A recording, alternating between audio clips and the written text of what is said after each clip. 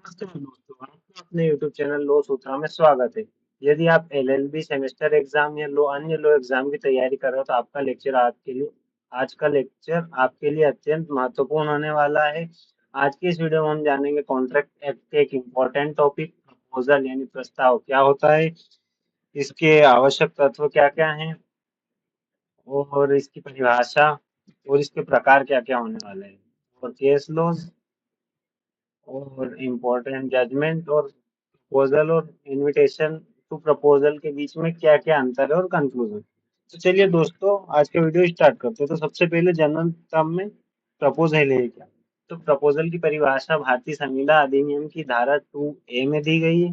और proposal basically होता है एक व्यक्ति अपनी इच्छा को, जो कि कुछ करने या न करने के संबंध में होती है, किसी अन्य व्यक्ति को उसकी सहमति प्राप्त करने के उद्देश्य से देता है, तो ये प्रपोजल होता है।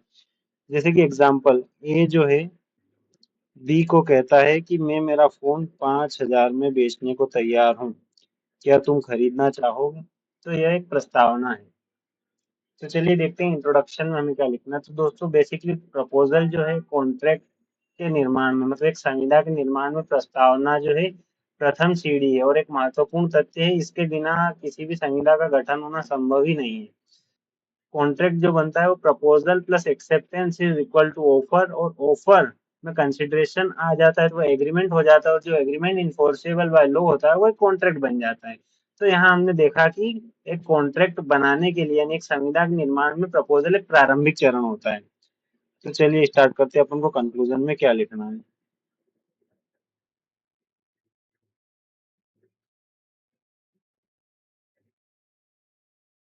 इससे पहले भारतीय संविदा अधिनियम में आज कॉन्ट्रैक्ट जो है कानून का मूल आधार है, मतलब जो इम्पोर्टेंट जो है वो है।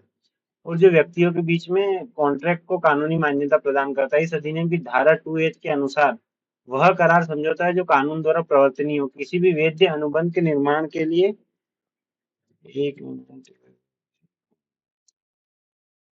किसी भी समझौते मतलब किसी भी वैध कॉन्ट्रैक्ट के निर्माण में प्रस्तावना है। प्रस्ताव पहला और सबसे महत्वपूर्ण तत्व है। प्रस्तावना के बिना किसी भी अनुबंध का निर्माण संभव नहीं है, क्योंकि यह वह बिंदु है जहां से अनुबंध की प्रक्रिया का आरंभ होता है। अनुबंध में दो पक्ष होते हैं, प्रस्तावक और प्रस्तावी। प्रस्तावक वह व्यक्ति होता है जो प्रस्तावना करता है और प्रस्तावना करता है, और प्रस्तावी वह व्यक्ति होता है जिससे प्रस्तावना की जाती है कोई उसकी कंसेंट प्राप्त करने के लिए। और जब प्रस्तावना वो जो स्वीकार कर लेता है तो एक वैध अनुबंध का निर्माण होता है। इस प्रक्रिया में प्रस्तावना की भूमिका अत्यंत महत्वपूर्ण है, क्योंकि अनुबंध की शर्तों को निर्धारित करता है। तो देखते हैं इसकी डेफिनेशन क्या बोलती है। डेफिनेशन था क्या हो गया इसको।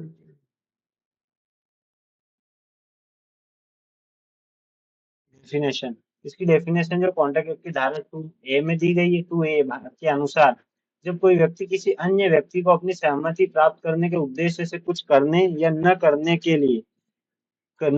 के लिए अपनी इच्छा प्रकट करता है तो उसे प्रस्तावना कहा जाता है। मतलब प्रस्तावना दो चीजों के बारे में, या तो कुछ करना या एक कुछ न करना, उसके लिए भी हो सकती है।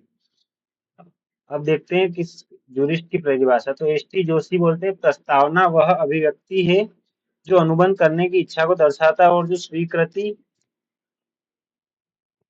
के लिए तत्पर होती है। उनका मत है कि प्रस्तावना केवल तभी प्रभावी होता है जब वह स्वीकृति की प्रतीक्षा में हो। मतलब कि प्रस्तावना इसलिए कही जानी चाहिए कि सामने वाले की स्वीकृति ली जानी चाहिए, बेसिकली इनका ये कहना है। अब देखते हैं सर फ्रेडरिक पोलाक जी ने क्या कहा है। तो हाँ, क्या कहा है अपने पोलाक भाई साहब ने, देखते हैं।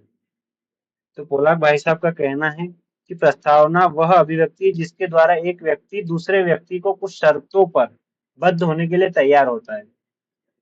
तो अपन को इन दो की डेफिनेशन कॉन्ट्रैक्ट एक्ट के सेक्शन 2A के साथ में दो जुरिस्ट के भी लिखने हैं। अब इसके कुछ आवश्यक तत्व। तो आवश्यक तत्वों में सबसे पहला दो पक्षों का होना चाहिए। पक्षकार जो है दो होने चाहिए। एक व्यक्ति ए जो है वो खुद से ही कोई प्रस्तावना नहीं कर सकता कि मैं मेरा फोन खुद को 5,000 रुपए में बेचूंगा। यह कोई एक वैलिड प्रस्तावना है ही नहीं। इसके लिए दो पक्ष होने चाहिए। प्रस्ताव दो पक्ष होते हैं, प्रस्तावक और प्रस्तावी। प्रस्तावक वो व्यक्ति होता है जो प्रस्तावना करता है, मतलब जो प्रपोजल देता है उसे प्रस्तावक बोला जाता है। और प्रस्तावी वो व्यक्ति होता है जिससे प्रस्तावना की जाती है। यह आवश्यक है कि दोनों दोनों पक्ष भिन्न भिन्न व्यक्ति, एक व्यक्ति अपने आप से प्रस्तावना नहीं कर सकता। यदि कोई व्यक्ति स्वयं से प्रस्तावना करता है तो वैध रूप से अमान्य है। और यह भी आवश्यक है कि दोनों पक्ष जो संविदा करने की क्षमता रखते हैं, जो जो क्षमता बताएगी ये धारा 11 में बताई गई है। सबसे पहले तो उनका वयस्क होना चाहिए और साउंड माइंड होनी चाहिए और किसी लॉ द्वारा प्रतिबंधित नहीं होना चाहिए। अगर ये भी नहीं होगा तो एक वैलिड फर्म का निर्माण नहीं होगा। अब जो है इसकी संसूचना मतलब प्रस्तावना की संसूचना देना जरूरी है। अब संसूचना मतलब कम्युनिकेशन, प्रस्तावना की कम्युनिकेशन भी तो सामने वाले तक होनी चाहिए कि मैं प्रस्तावना कर रहा हूँ। वहाँ बोले ही आ रहा है, वो सुन ही नहीं पा रहा है, उसे समझ ही नहीं आ रहा है, तो सामने वाले तक एक प्रॉपर कम्युनिकेशन पहुंचना चाहिए। उसे बोलते हैं संसूचना। तो ये होना अनिवार्य है। इस धारा 4 में बताया गया है कि प्रस्तावना कब पूर्ण होती है, जब वह प्रस्तावित ज्ञान में आ जाए। मतलब बेसिकली ए ने प्रपोजल किया बी से, बोला उसने कि मैं मेरा फोन 5,000 में बेचना चाहता हूँ। तो ये प्रस्तावना का कम्युनिकेशन कब पूरा होगा, जब बी की नॉलेज मतलब बी को समझ में आ जाएगा कि सामने वाला बोल क्या रहा है या क्या कहना चाहता है। तो यह जो है लिखित हो सकती है, मौखिक हो सकती है, आचरण उससे हो सकती है। आचरण से कैसे, जैसे कि ए खड़ा बस के पास में और उसने उसने हाथ दिया और रोकने के लिए, बस बस वाले ने बस रोकी और वो बस में बैठ गया। तो ये प्रपोजल जो था कि आप बस रोकिए मुझे कहीं जाना है, ये कंडक्टर द्वारा भी हो सकती है, मौखिक भी हो सकती है, लिख के भी हो सकती है, किसी भी तरह से होनी चाहिए, लेकिन सामने को इससे समझ में आना चाहिए कि सामने वाला करना क्या चाहता है। ये देखिए। और आजकल तो इलेक्ट्रॉनिक मेल में भी हो सकती है, ऐसा भी इसमें बताया गया। प्रस्तावी को प्रस्तावना के बारे में जानकारी होना चाहिए, चीज ये इंपॉर्टेंट है, आप कैसे कर रहे हो वो इम्पोर्टेंट है, लेकिन सबसे इम्पोर्टेंट जो चीज है वो यही है कि उसकी नॉलेज में आना चाहिए, तभी एक वैलिड प्रस्तावना होगी। अब प्रस्तावना का उद्देश्य क्या होना चाहिए, प्रस्तावना का उद्देश्य होनी चाहिए कि जो प्रपोजल देने वाला व्यक्ति उसकी इच्छा का प्रकटीकरण करना चाहिए। मतलब कि वो बताना चाहिए कि मेरी इच्छा है, इच्छा मन में रखी, बताई नहीं मुझे मेरा फोन बेचना है, बस मन में सोच रहा है, सामने वाले को बताया नहीं तो उसे थोड़ी पता चलेगा।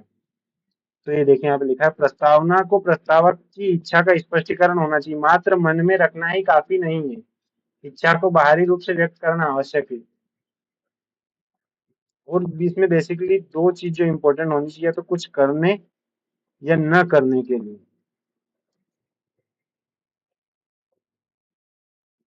ये इच्छा वो, तो इसका उद्देश्य होना चाहिए सामने वाले की कंसेंट प्राप्त कर सके। भाई तू प्रस्तावना कर तो रहा है, कर क्यों रहा है, इसलिए कर रहा है क्योंकि सामने वाले की कंसेंट मिल जाए और एक कॉन्ट्रैक्ट का फॉर्म हो जाए, एक कॉन्ट्रैक्ट बन जाए, एक कॉन्ट्रैक्ट का गठन हो जाए। अब इसमें अगला पॉइंट आता है विधिक संबंध सृजित करने की इच्छा। स्थापना कानूनी संबंध मतलब प्रस्तावना में जो है विधिक संबंध सृजित करने की इच्छा सबसे पहले होना चाहिए। अपन ने देखा था बेल्फोर वर्सेस बेल्फोर केस में, जब मैंने ये दूसरा लेक्चर है, पहले लेक्चर में बताया था बेल्फोर वर्सेस बेल्फोर केस को डिस्कस है। तो यदि आपने पहला लेक्चर नहीं देखा है तो जाके वो देखिएगा, आपको लिंक या तो पिन कमेंट या तो आपको आई बटन में या वीडियो के लास्ट में मिल जाएगा। उस वीडियो को भी जरूर देखिएगा, उसमें सारे केस को स्पेसिफिकली समझाया गया है डिटेल में। तो आपको वो लेक्चर जरूर देखना चाहिए। तो चलिए, प्रस्तावना जो है सामने वाले का इच्छा जो होनी चाहिए विधिक संबंध सृजित करने की होनी चाहिए, ऐसे ही नहीं कि मजाक में आपका दोस्त ए है,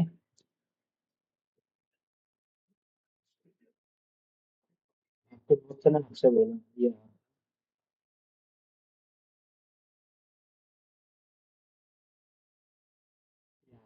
आपके दोस्त ने आपसे बोला कि शाम को डिनर पे चलते हैं, अब आप नहीं गए, तो कोई बात नहीं, क्योंकि ये विधिक संबंध सृजित करने की इच्छा ही नहीं थी, ये कोई कानूनी दायित्व नहीं देता है। वही कॉन्ट्रैक्ट कैसे होते हैं जिनमें विधिक संबंध सृजित करने की इच्छा हो। जो अगला पॉइंट है, प्रस्ताव निश्चित एवं स्पष्ट होना चाहिए। मतलब कि स्पेसिफिकली ऐसा होना चाहिए कि उससे कुछ मतलब निकल सके, कुछ मतलब ही नहीं निकल रहा है। जैसे कि ए ने बोला कि ए के पास 5 या 6 फोन है, मान लो कि वो बड़ा आदमी 3-4 फोन रखता है।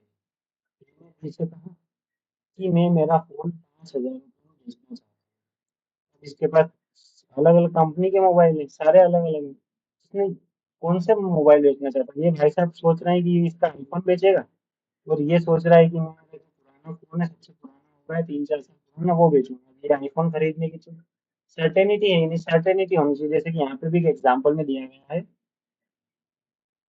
देखिए यहाँ एक एग्जाम्पल है, उसे देखते हैं। उदाहरण के लिए यदि कोई व्यक्ति कहता है कि मैं अपना घर एक उचित मूल्य पर बेचूंगा, तो यह प्रस्तावना नहीं है, क्योंकि उचित मूल्य अनिश्चित है। लेकिन यदि यह कहता है कि मैं अपना घर 50 लाख में बेचूंगा, फिर निश्चित है।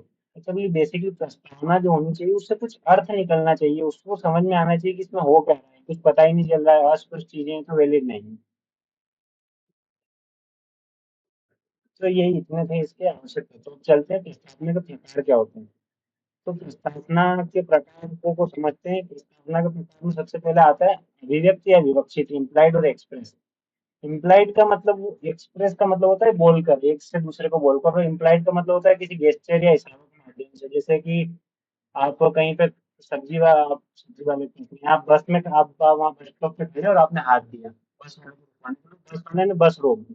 तो ये क्या था, ये एक इम्प्लाइड प्रपोजल था, आपने बोला था कि मुझे बैठना है, आप बस रोकिए, और आप बस में बैठ के कहीं चलेगा। और स्पष्ट होता है कि आप उनसे कहते हैं कि बस रोकिए, मुझे जाना है, किसी बातचीत के थ्रू होना चाहिए। जो बातचीत के थ्रू नहीं होता है वो जो होता है इम्प्लाइड कहलाता है। तो दोस्तों आपसे मैं एक क्वेश्चन पूछना चाहूंगा यहाँ पर, अभिव्यक्त और विवक्षित शब्द की परिभाषा भारतीय संविधान अधिनियम में दी गई है या नहीं, और दी गई है तो किस सेक्शन में, कमेंट करके जरूर बताइएगा। देखता हूँ क्या आप उत्तर दे पाते हैं या नहीं, कौन सही उत्तर दे पाता है। ये यहाँ पे भी लिखा है, अभिव्यक्त प्रस्तावना वह है जो शब्दों या मौखिक या लिखित के माध्यम से की जाती है। इसमें प्रस्तावक अपनी इच्छा को स्पष्ट शब्दों में व्यक्त करता है। उदाहरण के लिए ये कहता है, एक व्यक्ति ये कहता है कि मैं अपनी कार आपको 3 लाख रुपए में बेचने के लिए तैयार हूँ, तो यह एक अभिव्यक्त प्रस्तावना है। अब देखते हैं इम्प्लाइड क्या होता है। इम्प्लाइड प्रस्तावना वो है जो आचरण या परिस्थितियों के अनुसार अनुमानित हो। धारा 8 के अनुसार कोई व्यक्ति जब प्रस्तावना की शर्तों को पूरा करता है तो उसका आचरण स्वीकृति की आंतरिक प्रस्तावना होता है। उदाहरण के लिए बस में चढ़ना, रेस्टोरेंट में भोजन ऑर्डर करना, टोल टैक्स देना, ये जो है विकसित प्रपोजल और एक्सेप्ट, मतलब विकसित क्या होता है उसके उदाहरण है।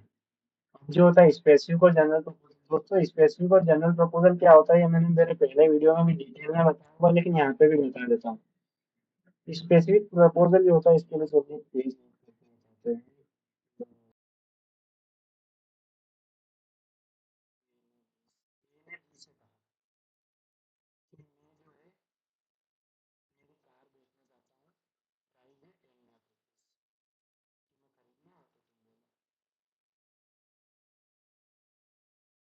ये जो है स्पेसिफिक यानी विशिष्ट प्रस्तावना है। इसे सिर्फ डी ही एक्सेप्ट कर सकते हैं, ना कि सी डी ई, भले ये यहाँ पे खड़े हैं फिर भी नहीं। और स्पेसिफिक तो ये हो गई। जनरल जनरल प्रस्तावना वो होती है कि ए ने एक कॉन्ट्रैक्ट किया कि मैं जो है ये भाई साहब की कार कहाँ पे, ये भाई साहब की कार,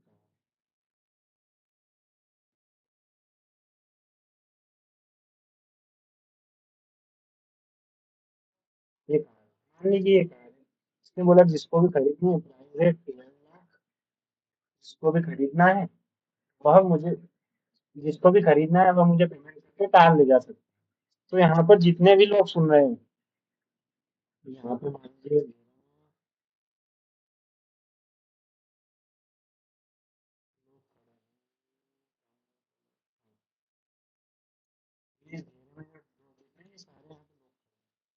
जितने इस प्रस्ताव को सुना है, क्योंकि यहाँ पे किसी विशिष्ट व्यक्ति का वर्णन नहीं है, तो ये सारे जो है इसको 12 लाख पे करके ये कार खरीद सकते हैं। ये वादा को, बड़े वादा को किया जाता है। यहाँ अनिश्चित संख्या होती है किससे किया जाए, कोई भी व्यक्ति से स्वीकार कर सकता है। तो ये होता है विशिष्ट और specific performance. Carlill versus Carbolic Smoke Ball Company में इसको बहुत अच्छे से डिफाइन किया गया है, और इसका मोस्ट लैंडमार्क जजमेंट है।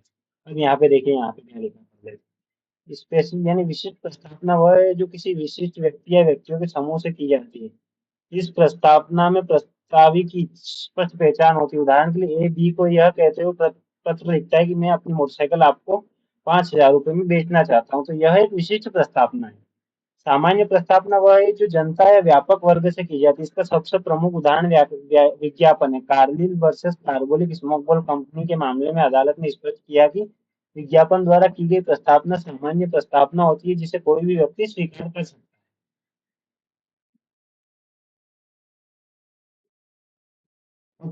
उस प्रपोजल यानी कार्य प्रस्ताव क्या होता है, भाई साहब ने, ये भाई साहब ने घर से बी को पत्र लिखा कि मैं मेरी कार 5 लाख रुपए में बेचना चाहता हूँ, भी इधर से एक पत्र, वो पत्र आने से पहले ही लिखा या ए को कि क्या तुम तुम्हारी कार 5 लाख रुपए में मुझे बेचना चाहते हो। पता नहीं दोनों के रिलेशनशिप इतने गहरे इतने खास दोस्त थे कि एक दूसरा क्या कहना चाहता है वो पहले से ही समझ जाते, तो दोनों ने एक साथ साथ पत्र पत्र लिख के एक दूसरे को भेजा। तो ये जो होता है इसे बोलते हैं क्रॉस प्रपोजल या पुनः प्रस्तावना। इसमें दोनों की शर्तें भी सेम होती है, दोनों एक दूसरे को बहुत अच्छे से जानने वाले होते हैं, तो उनके मन की बात जान के पहले से लिख के भेज देते हैं। तो ये ऐसा होता है यहाँ पे। यहाँ पर जो होता है ये एक्सेप्टेंस नहीं कहलाती है, एक्सेप्टेंस नहीं है ये। जब ए ने बी को लिखा और बी ने ए को लिखा तो पहला प्रस्ताव खत्म हो चुका है। यहाँ वैलिड एक्सेप्टेंस का निर्माण ही नहीं हुआ है। अब काउंटर प्रपोजल यानी प्रति प्रस्तावना। प्रति प्रस्तावना होती है कि ए ने बी को बोला कि मैं अपनी कार 15 लाख रुपए में बेचना चाहता हूँ, क्या तुम खरीदना चाहोगे।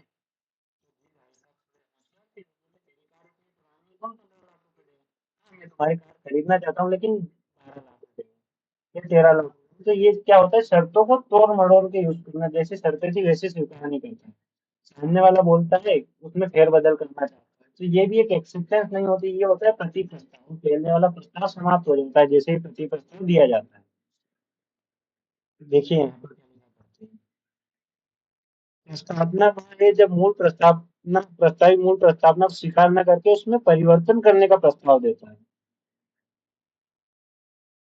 ये यहाँ पे उदाहरण दिया गया है, ए ने बी को बोला ये अपना घर 5 लाख रुपए में बेचने की प्रस्तावना बी को करता है, तो लेकिन बी ने कहा मैं तो 45 लाख रुपए दे सकता हूँ बेचने में।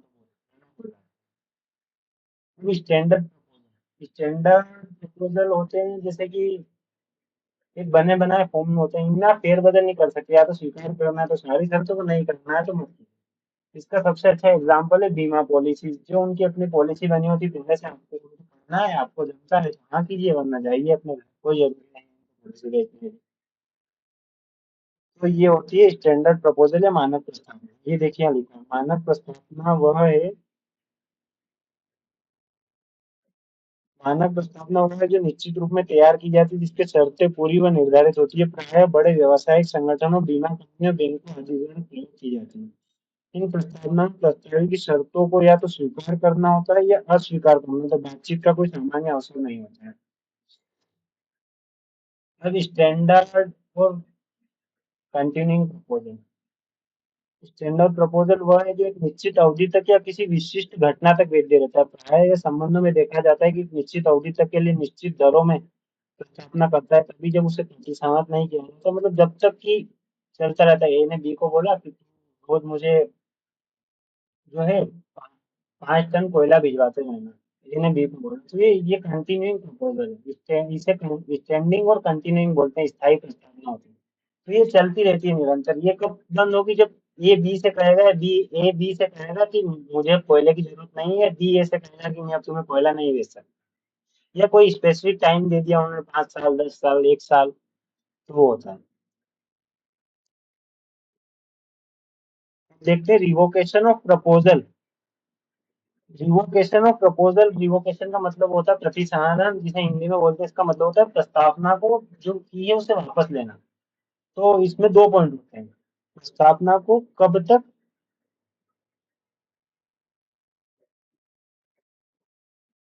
प्रस्तावना को कब तक वापस लिया जा सकता है और कैसे, तरीका क्या है। तो इन दोनों पॉइंट को चलिए अपन यहाँ पे डिस्कस कर लेते हैं। तो सबसे पहले तो धारा 5 बताती है कि प्रस्तावना को उसके प्रतिग्रहण की सूचना प्रस्तावक के प्रति पूर्ण होने से पहले किसी भी समय प्रतिसाद किया जा सकता है। तो प्रस्तावना की प्रस्तावना के प्रतिग्रहण की सूचना प्रस्तावक के विरुद्ध कब पूर्ण होती है, ये बताया गया है सेक्शन 4 में। तो चलिए मैं आपको बेसिकली बताता हूँ सेक्शन 4 क्या कहता है।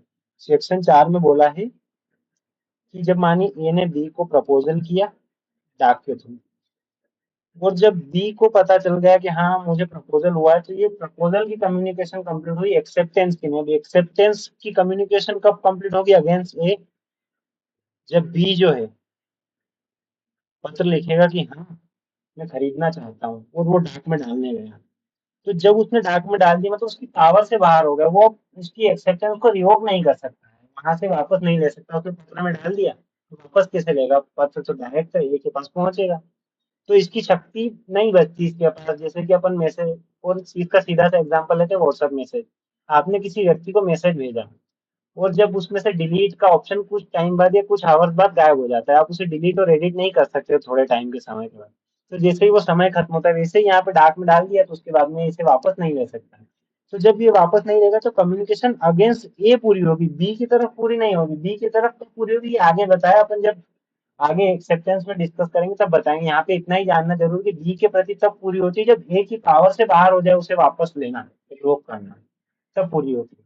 तो जब तक बी डाक में, मतलब पोस्ट के अंदर लेटर पोस्ट नहीं कर देता, जहां तक उसे छोड़ नहीं देता अंदर, तब तक कभी भी वापस, तब कम्युनिकेशन पूरी होगी। सबसे पहले कभी भी सामने वाला ए जो है, प्रपोजल को कभी भी वापस ले सकता है। जब पत्र डाल रहा है उससे पहले कभी भी फोन करके पर्सनली जाके बोल सकता है कि नहीं भाई साहब, मैं अब प्रपोजल नहीं, मेरा काम देखने का मन खत्म हो गया है, तो नहीं देता है, ये मैंने नहीं कहा, उसको बाद में पता चला है, जो भी रीजन है वो बात की है। ठीक है, ये कब तक किया जा सकता है? अब कैसे? तो धारा 6 में बताया गया है कि कैसे किया जा सकता है। तो धारा 6 में 4-5 तरीके हैं। सबसे पहले सूचना, फिर टाइम जो दिया है उसमें, या सामने वाला स्वीकार नहीं करता है, या फिर जब प्रपोज जो प्रपोजल देने वाला वो मर गया। तो चलिए इन कंडीशन को डिस्कस में करते हैं। तो सबसे पहले सूचना के द्वारा। तो धारा 6 की उपधारा 1 में बताया गया है कि प्रस्तावना और प्रतिसारण या प्रस्ताव को सूचना देके किया जा सकता है। अब सूचना कैसे भी दे सकता है, जो भी देना चाहिए सूचना, इम्प्लाइड, एक्सप्रेस, जैसे भी वो दे सकता है। वो चाहे तो पत्र लिख सकता है, चाहे तो फोन कर सकता है, चाहे तो फैक्स कर सकता है, चाहे तो व्हाट्सएप कर सकता है, चाहे तो ईमेल कर सकता है। अब समय सीमा, मान लीजिए मैंने बी को कहा कि यदि तुम मेरा फोन खरीदना चाहते हो, तो 3 दिन के अंदर मुझे 10,000 रुपये पे करके ले जा सकते हो। और भाई साहब की नींद खुली चौथे दिन। तो 3 दिन में ये प्रपोजल खत्म हो जाता है। और यहाँ एक और चीज, मान लीजिए अब उसने ऐसा बोला ही नहीं, उसने बोला कि तुम्हें मेरा फोन खरीदना है। मान लीजिए यहाँ बी सी डी 3 4 5, तो जिसको मेरा फोन खरीदना है वो मुझे 10,000 रुपये पे करके अपना फोन, मेरा फोन ले जा सकता है। अब मान लीजिए सी तो फोन लेके चला गया। वहां पर जो है अपने सी भाई साहब जो थे, उन्होंने फोन ले लिया।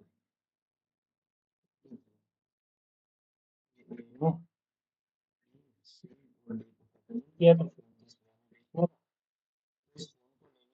सी ने खरीद लिया जी। एक मतलब 1 घंटे में, 1 घंटा भी नहीं हुआ और सी ने खरीद लिया वो, एक विदिन 1 आवर।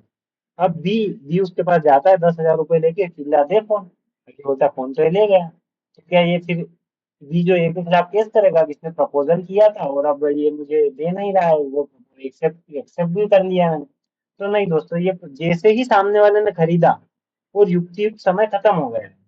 यहाँ नीचे नीचे पॉइंट में दिया गया, अपन देखते हैं। तो रीजन, या तो टाइम दिया हो तो प्रिस्क्राइब टाइम जो विहित समय वो खत्म हो जाएगा, या अगर विहित समय समाप्त नहीं होता तो एप्रोप्रिएट टाइम, यानी युक्तियुक्त समय के भीतर। तो युक्तियुक्त समय ये देखिए, यदि प्रस्तावना में कोई समय निर्धारित नहीं किया गया, तो उचित समय के भीतर अपेक्षित ये उचित समय की अवधि प्रस्तावना की प्रकृति और परिस्थितियों पर निर्भर करती है। मतलब ये कोई एक सिर्फ नहीं कि 1 दिन 1 घंटा, प्रस्तावना की जो है परिस्थिति और प्रकृति पर निर्भर करता है। और यदि उचित समय के भीतर स्वीकृति नहीं होती है, तो प्रस्तावना समाप्त हो जाती है, यानी समय बीतने के भीतर ही। अब जो है जिससे प्रस्ताव किया गया प्रतिग्रहिता द्वारा अस्वीकृति, वो स्वीकार नहीं करता है, कोई भी किसी भी कारण से कंडीशन बदल देता है, तो भी ये जो है प्रस्ताव बंद वो नहीं होगा, ऐसा नहीं होगा, इसका एक्सेप्टेंस होगी नहीं तो रिवोक हो जाएगा। ये बड़ा इंपॉर्टेंट पॉइंट है चौथा नंबर का, प्रस्तावक की मृत्यु और पागलपन। अब मान लीजिए प्रस्तावक मर गया, पागल हो गया, तो भी प्रपोजल रिवोक हो जाता है। लेकिन कब होगा? जब जो प्रतिग्रहिता है, मतलब जो एक्सेप्टेंस देने वाला व्यक्ति, उसको पता चल जाए कि सामने वाला पागल हो गया, मर गया। चलिए एक एग्जांपल के थ्रू समझते हैं। मैंने बी से कॉन्ट्रैक्ट किया था, पत्र लेटर लिख के या कैसे भी, कि तुम्हें अगर मेरा घर खरीदना है, तो मुझे 40 लाख रुपए दे कि अपना घर ले जा सकते हो, मतलब मेरा घर खरीद सकते हो। तो मैंने सोचा कि चलो खरीदते हैं। अब यहाँ पर क्या होता है, यहाँ पर दी गया, अगले दिन उसने अपनी एक्सेप्टेंस लेटर को डाली कि ठीक है। जब तक उसे पता नहीं था कि ये पागल हो गया है, उसे पता कब चला? जब उसके पास लेटर पहुंच गया, 2-3 दिनों को पहुंचा, भाई साहब मेरा दीजिए ना, आपने बोला था, मैंने हाँ भी कर दिया, ये लीजिए आपको 40 लाख रुपए, मुझे घर दे दीजिए। तो उसे बाद में पता चला तो रिवोक नहीं होगा। जब उसे पहले ही पता चल गया, मान लीजिए कि अभी दूसरा एग्जाम्पल लेते हैं, ए ने वही प्रपोजल बी को किया 40 लाख में अपना घर बेचने का, ठीक है। अब यहाँ पर क्या होता है कि बी पागल हो गया है या मर गया है, और ये बात बी, ए पागल हो गया, मर गया, सॉरी, और बी को पता चल गई कि ये भाई साहब जो है जिसने आपको प्रपोजल किया था उनको बढ़िया बहुत शानदार आलीशान घर बेचने का, वो पागल या मर गए। तो अब ये इसे एक्सेप्ट ही नहीं कर सकता, क्योंकि इसे पता, जैसे ही इसे पता चला, प्रस्तावना अपने आप रिवोक हो चुकी है।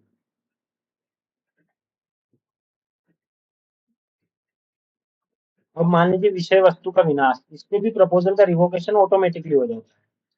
अब विषय वस्तु के विनाश में एक एग्जांपल लेते हैं अपन कि ए ने बी को प्रपोजल दिया था अपनी कार बेचने का, कि ये मेरी कार है, बी को दिया था कि तुम्हें खरीदना हो तो मैं 15 लाख में बेचने चाहिए। हुआ क्या कि भूकंप आया, उसकी कार पूरी टूट गई, आग लग गई, या किसी भी कारण से उसकी कार नष्ट हो गई।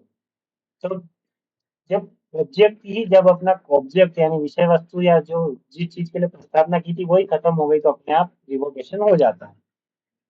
अब विधि द्वारा अयोग्यता, विधि द्वारा अयोग्यता में मान लीजिए ए ने बी को प्रपोजल किया कि मैं अपने 100 या 1 टन प्याज तुम्हें बेचना चाहता हूँ।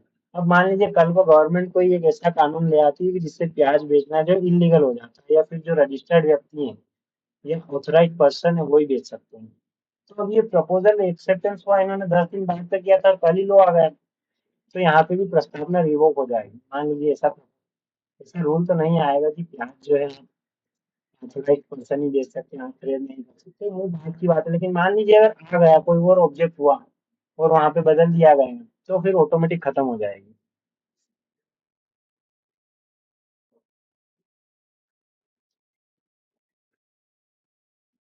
ऑफर और ऑफर टू इन्विटेशन में क्या अंतर होता है, ये अपन अगले लेक्चर में डिस्कस करेंगे, क्योंकि लेक्चर बहुत ही लंबा होने वाला है, फिर आप बोलोगे सर आप तो बहुत लंबा पढ़ा, तो आप और जल्दी हो जाओगे। इसलिए अपन लैंडमार्क केस में देख लेते हैं, Kargil versus carbolic smoke ball company. यह जो सबसे इम्पोर्टेंट केस है, यहाँ पे एक बात बोली थी कोर्ट ने कि जो सामान्य प्रस्तावना होती है, जो जनरल प्रपोजल होता है, उसमें एक्सेप्टेंस की कम्युनिकेशन देना आवश्यक नहीं है, स्वीकृति के द्वारा ही जो है, मतलब शर्तों के पालन द्वारा ही स्वीकृति हो जाती है, और उसकी संसूचना देना प्रस्तावक को जरूरी नहीं है। इसके फैक्ट क्या है डिटेल में मैंने पहले लेक्चर में डिस्कस किया है, तो आप जाके पहला लेक्चर देख लीजिएगा, आपको जो है उसकी लिंक या तो पिन आई बटन पे या फिर वीडियो के लास्ट में मिल जाएगी। तो यहाँ पर इतना सा लिखना है अपन को कि विज्ञापन द्वारा एक सामान्य प्रपोजल होता है जिसे कोई भी व्यक्ति स्वीकार कर सकता है, प्रस्तावना की शर्तों को पूरा करना ही स्वीकृति था। बस इतना ही लिखना है एग्जाम में। लालमन शुक्ला वर्सेस मुरलीधर, इस केस में यही बोला था कि जिस व्यक्ति को प्रस्ताव की जानकारी नहीं है वो एक्सेप्टेंस दे ही नहीं सकता। इसके फैक्ट क्या है क्या नहीं है वो सारा पहले लेक्चर में डिटेल से डिस्कस किया है, फालतू में यहाँ पे आपका टाइम वेस्ट करने से कोई मतलब नहीं, आपका समय वेस्ट होगा। इसलिए चलते हैं अब अगले लेक्चर में, अगले केस नंबर 30 से लेकर बेलफोर वर्सेस बेलफोर। बेलफोर वर्सेस बेलफोर में जो कोर्ट ने निर्णय दिया था कि जो है ना, दो व्यक्ति जब कॉन्ट्रैक्ट बनाते हैं तो उनके बीच में जो है विधिक संबंध सृजित करने की इच्छा होनी चाहिए। सोशल कॉन्ट्रैक्ट या घरेलू एग्रीमेंट जो होते हैं, जो एक पारिवारिक प्रेम और स्नेह के कारण किए गए हैं, वैलिड नहीं है। अब